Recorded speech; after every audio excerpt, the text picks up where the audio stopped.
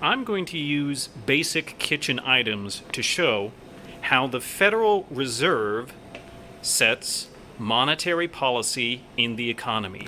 Remember, if there's one thing you take away from this video, it's that monetary policy determines how much money is in the economic system. And we're going to use the kitchen sink and a couple of common household items to show what the Federal Reserve does to set monetary policy. So the Federal Reserve is like a giant bank of sorts. It's kind of like the Bank of the United States, and it has a lot of money, but it doesn't have all of the money. The economic system is really huge, and the Federal Reserve just tries to kind of control how much money is in the system with these four tools. So there's essentially four things that the Federal Reserve can do. They can sell cheap loans to banks, so to speak. It's not exactly selling, it's more of a loan. They can increase the amount of water in the system, the amount of money in the system, by giving out cheap loans. Or they can decrease the amount of money in the system by giving out expensive loans, so it's harder to put money into the system. There's another thing that the Federal Reserve can do. As the main regulatory agency of banks, the Federal Reserve can set a fractional reserve rate, essentially telling banks how much money they have to keep on hand. Obviously, banks need to loan out lots of their money and resources in order to stay afloat, so to speak. Haha. Okay, so when they have a low fractional reserve rate, the banks only have to keep a little bit of money in the bank, actually. But this causes the chance of a run on the bank, and so sometimes the Federal Reserve can increase the amount of money that banks have to keep on hand. Finally, a way that the Federal Reserve can affect fiscal policy as well, not just monetary policy, is selling IOUs called government bonds to retirement funds. This can either increase or decrease the amount of water, the amount of money in the system. I'll show how each four of these things work. The Federal Reserve can set the fractional reserve rate of banks, telling the banks how much money they need to keep in their bank. Something they can do to increase the amount of money in the system is lowering the fractional reserve rate. So the banks can keep less money on hand,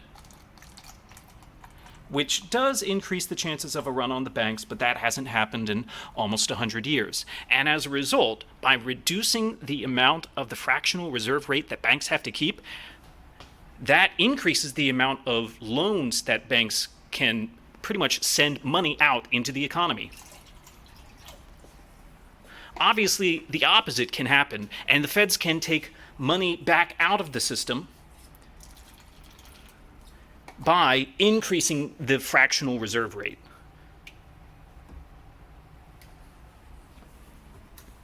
The Federal Reserve can also sell what are called bonds to retirement funds. And here's how they work with this kitchen sink diagram. Imagine these sponges are kind of like government bonds. These are promissory notes that the government pays. So these are filled up with money. This money is taken out of the system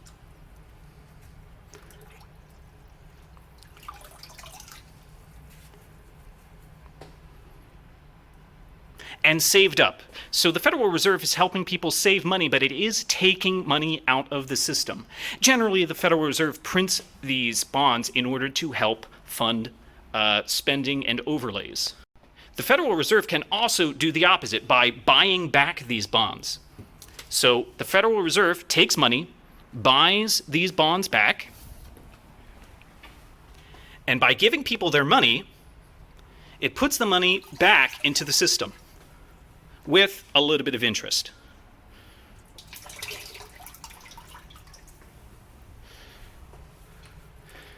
Money goes back into the system, and the government pays a little bit of interest.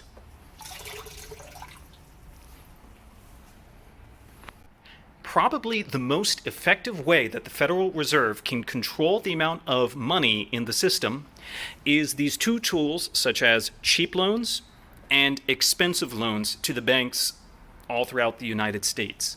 So let's act like these cheap loans, making it really easy for these banks to borrow. It puts a lot of money in the system. So you can imagine cheap loans being like a faucet, adding as much money as possible to the system. But despite the fact that you do want money in the economic system, there are a couple of dangers of giving out a lot of cheap loans.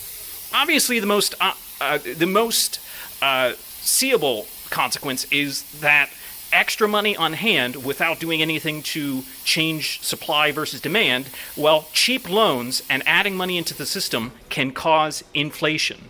One other final danger of giving people more money than they know what to do with is that there's a chance of an overflow. And right now, the economy is getting kind of dangerous. And this is what is generally referred to as a bubble. People buy things they wouldn't normally do. And so the amount of money in the system is getting kind of dangerous, so the federal government is now going to change its strategy. And in 2022, right now, this is kind of what the Federal Reserve is trying to do, although there are some kinds of consequences. Something they can do is changing the interest rate that they charge to banks, making loans more expensive.